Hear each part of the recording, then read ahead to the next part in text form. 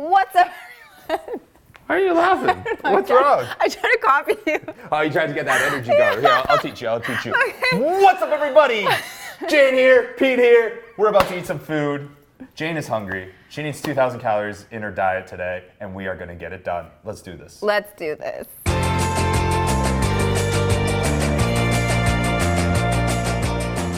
We're getting some snacks. We're getting some food. Jane is hungry. No, I'm not. Am I going the right way? Yep. Okay. I feel like he works here and we're like following. And there's something actually called Shopify 15.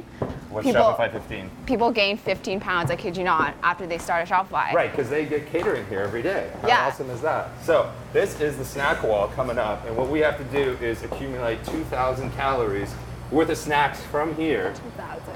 That might be actually kind of difficult. What does this have? This has 190 calories per half. So 380 calories. We can't even cook it. I'll have to eat it like Yes, dry. correct. So we're gonna get some peanut butter to coat that. Oh no, this is Catherine's peanut butter. We can't use Catherine's. Okay, we can't go for the cheese sticks because these are lower in calories. You got to go for like the old stuff. The old stuff is more dense. So we're gonna go 1, 2. 80 calories per pack. There we go, 80 calories per pack. Okay, so we have this, I guess. Not really sure what wow butter is. Anyone Ooh, know chocolate. what it is? Here you go. Fruits and seeds. These have 230 calories. Here you go. You can put that as well. Ooh, divine snack. 150 calories. Here you go. These have seeds. Whenever you see seeds or nuts, 380. you know you're going to get some calories in there. 150 calories again. Here you go. 1,400. With just these. This is a good lesson on what you shouldn't eat. Like, exactly. look at this. Exactly. So we need 600 more calories here. I'm down for some wine. The more drunk I am, the better this will go down, I believe. Wait, red wine. You could have just talked. Hey. Sorry. Does it look like I have hands? Someone help. Somebody help me. Okay, thank you, cameraman. Hello. Don't mind us. We stole all your snacks. This is the nut wall, okay. Crispy Crunch. It's definitely got like 200 calories right there. 230 calories. So that's 1,600 calories. Not bad. 240 calories. We're gonna end it off with a kind bar. Not enough calories. 150. 50 more calories. 50 more calories. So we're gonna go. We'll use the wine as the we'll extra use 50 the wine. calories. Okay. All right, we're good. We're good. 2,000 Let's head calories. down to the studio. Where are we going? Where are you going? I don't know. You're leading the way. I pretended I knew where I was going. You guys saw Furious Jane's Pete. hungry. No, I'm You're not. so hungry. You were telling me like, oh my God, I'm so hungry. I haven't eaten for days. Like I've already lost 5 pounds. I need to regain it right now.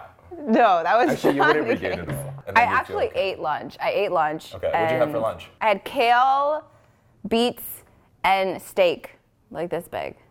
Wow. Yeah. You had so much. Yeah. But I was full afterwards. Right. So this might be a task. Okay, so what we have here is what? Crispy Crunch.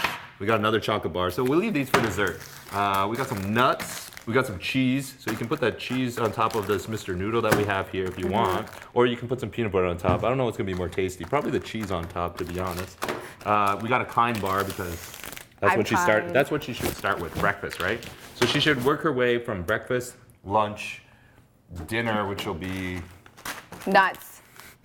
nuts and more nuts in her mouth. Yeah. And then we're gonna end off with some chocolate bars right there. So Yeah. So this is 2,000 calories. This right? is 2,000 calories. I don't think you even need to really include that peanut butter because I don't think that's gonna add it in case you're really feeling it, like because it's not even peanut butter. So I kind of. It's a wow butter. It's like soya butter or something, right? Is that what it's called? Yeah. Gluten free. Ooh. So you can start whenever you want. Okay. I'm just going to enjoy a brewski while I watch you suffer. Sick. Okay. Well, and then I have this wine to wash everything down because I love wine, as you guys know.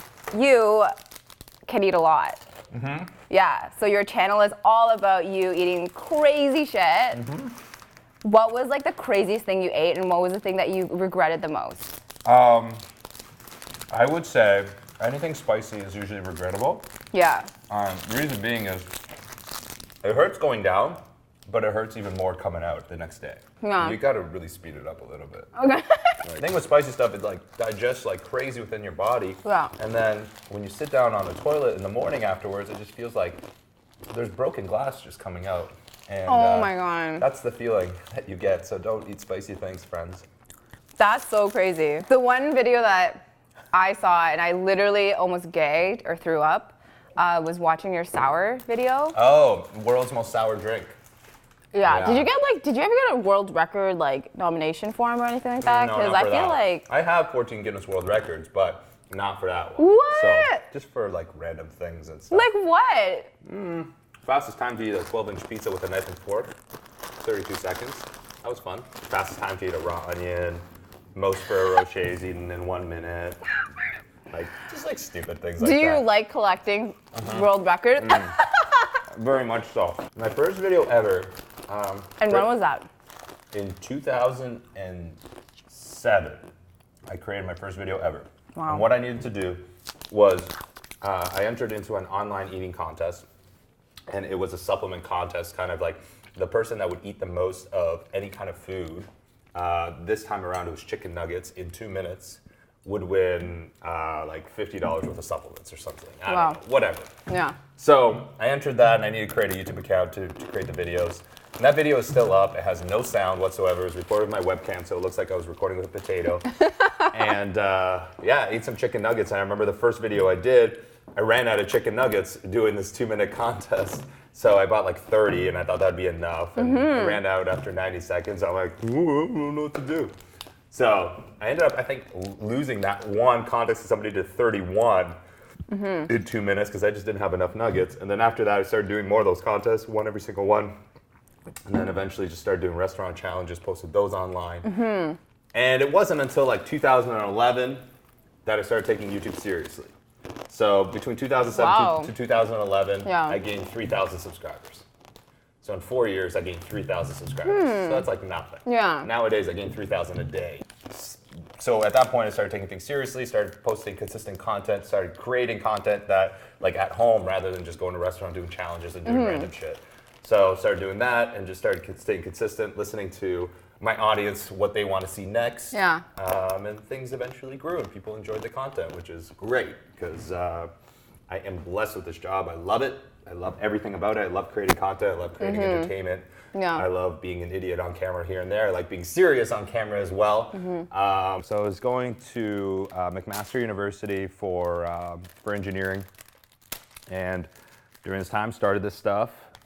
In 2009, I started doing a television show with German television, a world travel show. I still do it to this day. As soon as I finished school, as soon as I finished my master's, they actually signed me for like a year contract. And I planned on taking a year off anyways after school because I was did an internship in between all that. So a lot of school, whatever. So I needed a little bit of break to travel. So here I had an opportunity to travel the world for free with a television company and actually get paid for it.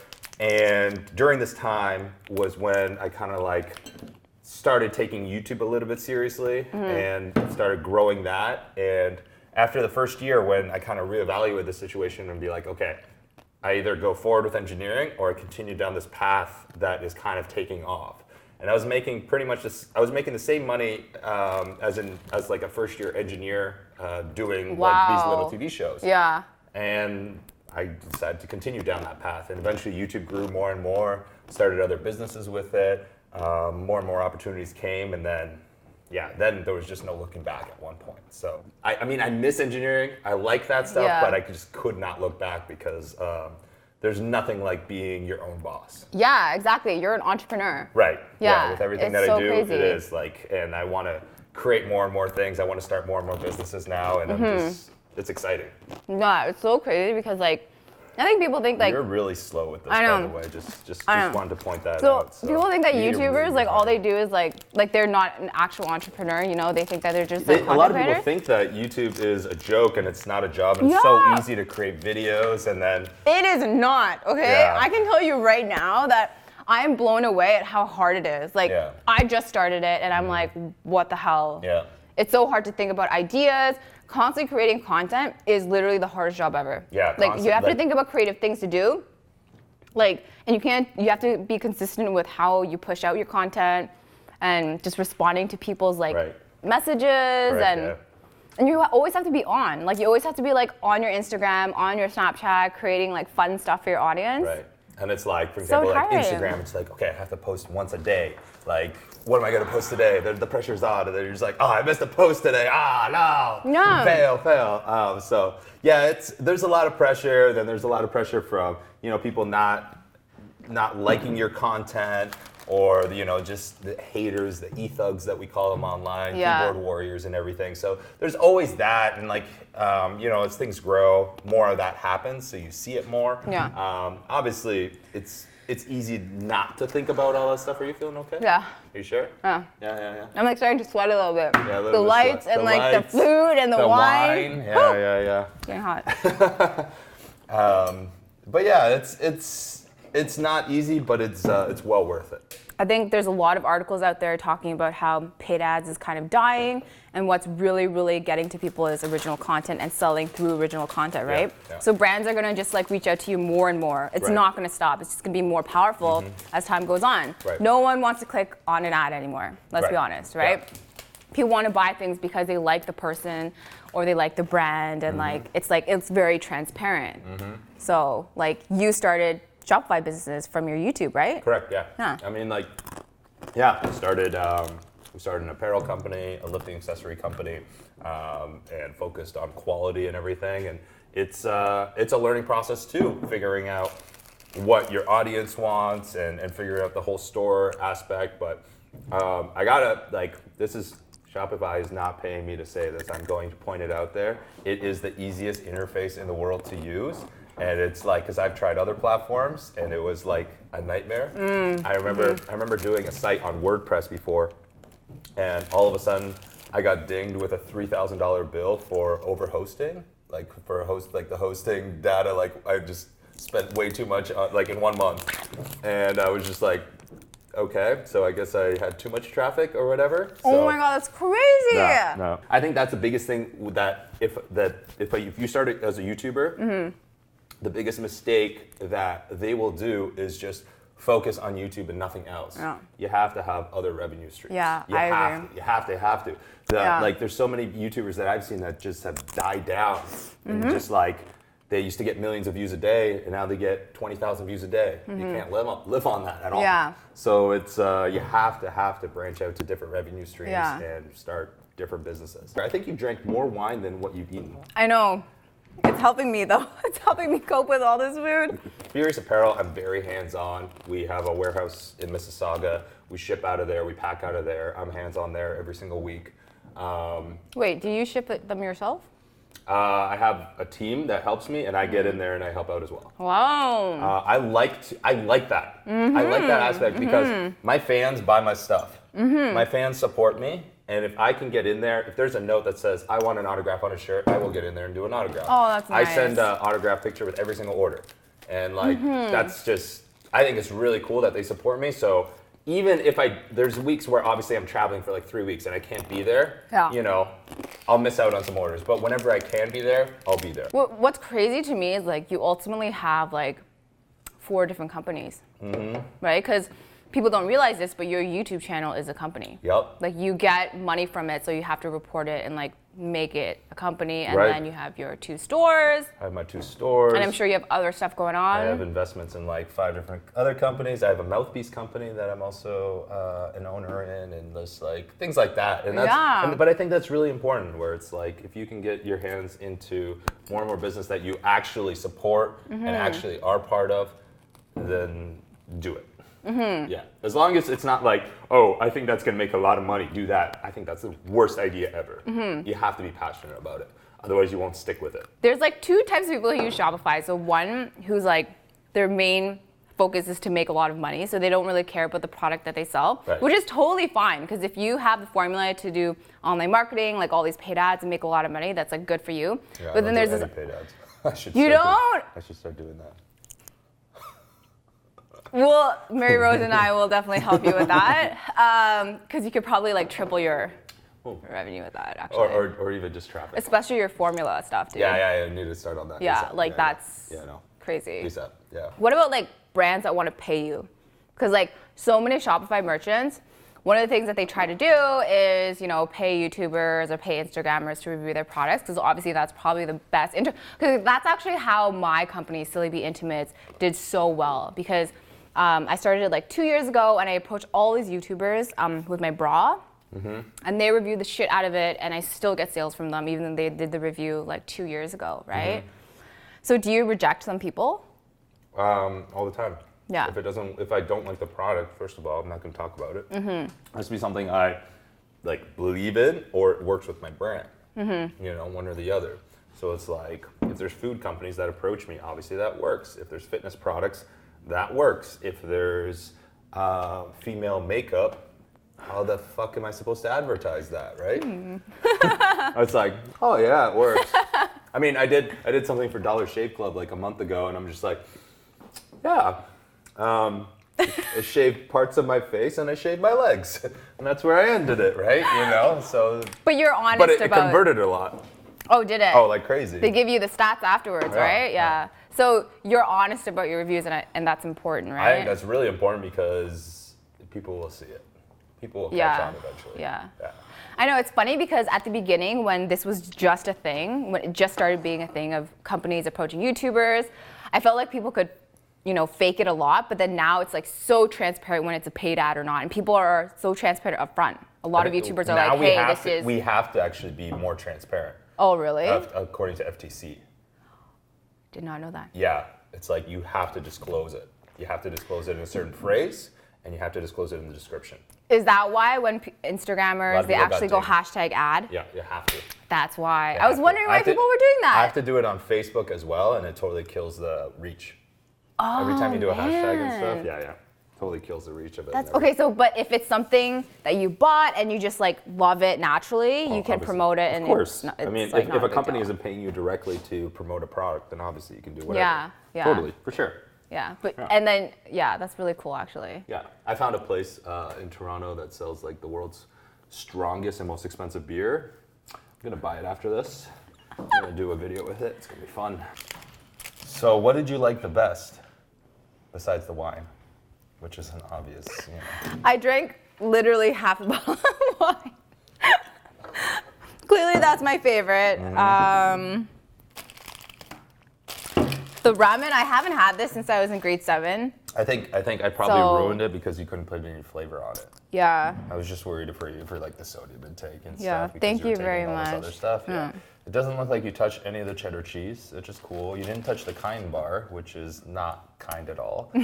And the sweet seeds that definitely did not get touched. They looked way too healthy. Yeah. Yeah, I did not jive with that, nor with this. Very high in fiber. What is it? Very high in fiber.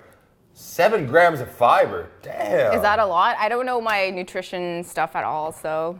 I once made a protein bar. It had 833 grams of fiber. How did you do that? Chia seeds? No. You know Quest bars? Oh, yeah, I used to live off those. I took 50 of them and I combined them all. I made one massive Quest. When you look at it, it looked like a big turd. Yeah, of course. Anyways. Yeah. Hey guys, what's up? We're finished this. I failed this challenge. Yeah, clearly. I can't keep up with Pete. I want to give you a high five for effort. That was not a high five, but that's cool. That's cool. If you don't want to give me a high five. Hopefully you guys enjoyed this video. Like up the video. Comment below what your favorite part of the video was. And that's what you're supposed to say. Yeah. And we'll catch you guys next time. Boom. Whatever the pro said. Whatever the pro said. There's a site out there called ratemypoo.com. I've been on it. Yeah. I had the most epic picture ever that I could have posted on there, and then I can't find it anymore. I once pooped a perfect 5. Okay. A perfect 5. And there's a good story behind it. I don't know if I should continue right now, but I will. Continue. I will. So I was in Cuba, and I met a voodoo master, voodoo doctor, and he started talking to me about the number 5 the day before, or like earlier that day. And I was currently 5 years with my girlfriend.